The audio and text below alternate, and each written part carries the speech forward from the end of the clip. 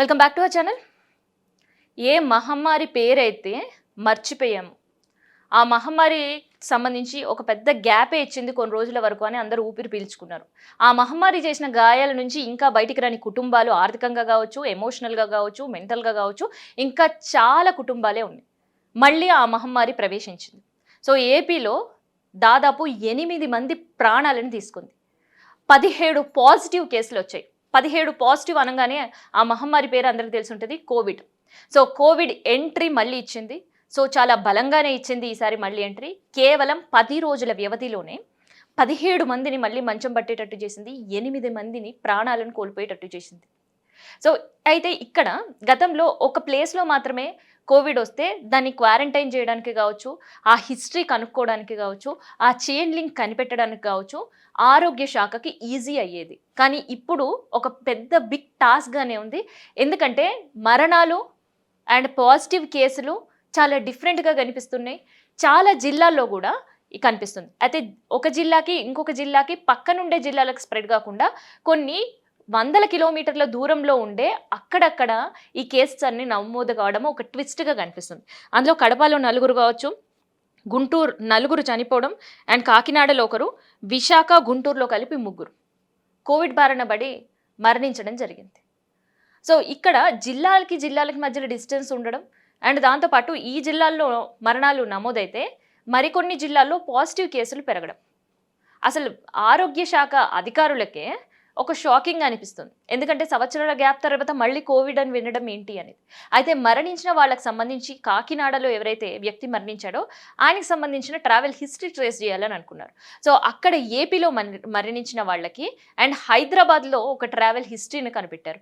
4, 5 తేదీల్లో హైదరాబాద్కి ఆ వ్యక్తి రావడం అండ్ ఇక్కడ పనులు ముగించుకొని మళ్ళీ ఇంటికి వెళ్తున్న సమయంలో హెల్త్ సిక్ అవ్వడం అండ్ జ్వరం అధికంగా ఉండడం, తర్వాత ఊపిరి ఆడకుండా ఉండడం, ఇట్లాంటివన్నీ కూడా చూసిన తర్వాత అక్కడ నియర్ బై ఉండే డాక్టర్కి వెళ్ళడం, ఆయన ఒక రిపోర్ట్ రాయడం, టెస్ట్లకు వెళ్ళడం, టెస్ట్లో పాజిటివ్ రావడం. సో ఇదంతా జరిగింది. సో ఈ టెస్ట్లో పాజిటివ్ రావడం తర్వాత ఆయనకు ట్రీట్మెంట్ అందిస్తున్న సమయంలో మరణించారు. కోవిడ్ ఫస్ట్ వేవ్లో చాలా భయాందోళనకు గురయ్యారు. 2వ వేవ్లో కాస్త భయం తగ్గింది. 3వ వేవ్లో కోవిడ్ వచ్చినా ప్రాణాలతో మళ్ళీ మేము బయటపడతాం అనే ఒక నమ్మకం ప్రజల్లో పెరిగింది. కానీ ఇప్పుడు ఏపీలో వస్తున్న ఈ కేసులు కేవలం 10 రోజుల్లో 8 మరణాలు.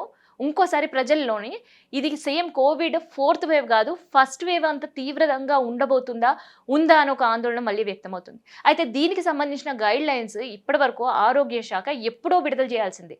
కానీ ఇప్పటి వరకు దానికి సంబంధించిన గైడ్ లైన్స్ విడుదల చేయకపోవడంతో ఉండే టెన్షన్ ఇంకా పెరుగుతుంది.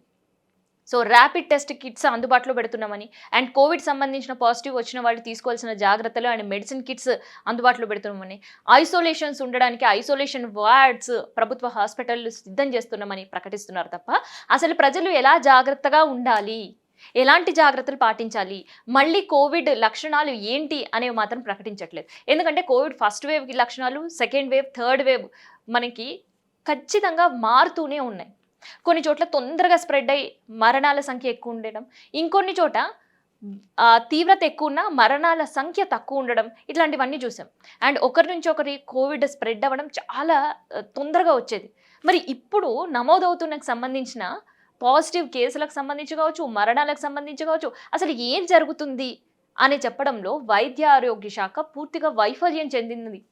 ఎందుకంటే అట్లీస్ట్ కోవిడ్ మళ్ళీ ఎలా వ్యాప్తి చెందుతుంది, త్వరగా వ్యాప్తి చెందుతుందా, లేదంటే మరణాల సంఖ్య ఎక్కువ ఉందా, లేదంటే కంటిన్యూగా మీకు జ్వరం ఉంటే హాస్పిటల్లో వచ్చి జాయిన్ అవ్వాలా, సో ఎలాంటి లక్షణాలు ఉండబోతున్నాయి, ఇలాంటివి ఏవైనా మళ్ళీ ప్రకటిస్తే నిజంగా అలాంటి లక్షణాలు ఉన్న వాళ్ళందరం కూడా మళ్ళీ ఒకసారి టెస్ట్ చేయించుకోవడం, లేదంటే క్వారంటైన్లోకి వెళ్ళడం, లేదంటే ఐసోలేషన్కి వెళ్ళడం.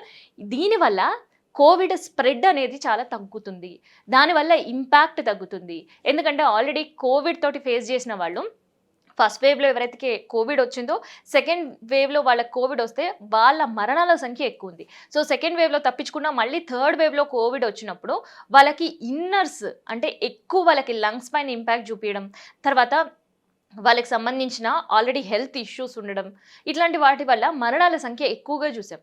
మళ్ళీ ఇప్పుడు వస్తున్న కోవిడ్కి సంబంధించి ఏంటి రూల్స్, సో వాటి లక్షణాలు ఏంటి, ప్రజలు ఎలా ఉండాలి అండ్ ఎలాంటి లక్షణాలు ఉంటే ఇమీడియట్గా టెస్ట్ సెంటర్లకు పరిగెట్టాలి, నియర్ బై ఎలాంటి కోవిడ్ టెస్ట్ సెంటర్లు ఉన్నాయి, ఇలాంటివన్నీ కూడా ఏపీ ప్రభుత్వం మళ్ళీ ప్రకటించాలని మనం కూడా కోరుకుందాం. సో దీనివల్ల అయినా కేవలం 4 జిల్లాల్లో ఉండే మరణాలు మిగతా జిల్లాలకి వ్యాప్తి చెందకుండా ఉంటాయి.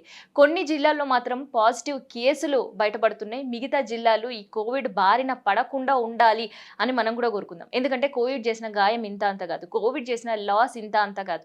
సో క్షణాల్లో మనుషులని మాయమయ్యే పరిస్థితికి ఆఖరికి చివరి చూపు కూడా దక్కని సిచ్యువేషన్స్‌లో కోవిడ్ మరణాలుండే. సో అలాంటి పరిస్థితి, అలాంటి కోవిడ్ మరణ మృదంగం మళ్ళీ ఏపీలో రాకుండా ఉండాలి అంటే ప్రభుత్వం ఇప్పటికైనా కట్టుదిట్టమైన ఏర్పాట్లు చేయాలని కోరుకుందాం. ఎందుకంటే ఇప్పటికే కేరళలో కూడా కోవిడ్ కేసులు విపరీతంగా పెరుగుతున్నాయి. సో అలాంటి కేసులు మళ్ళీ ఏపీలోకి వస్తున్నాయా? లేదంటే కేరళకి వెళ్ళిన వాళ్ళ దాంట్లో ట్రావెల్ హిస్టరీ ఇప్పుడుండే పాజిటివ్‌లో ఏమైనా ఉన్నాయా అని ప్రభుత్వం ప్రకటించాలని ప్రజలు కూడా కోరుకుంటున్నారు.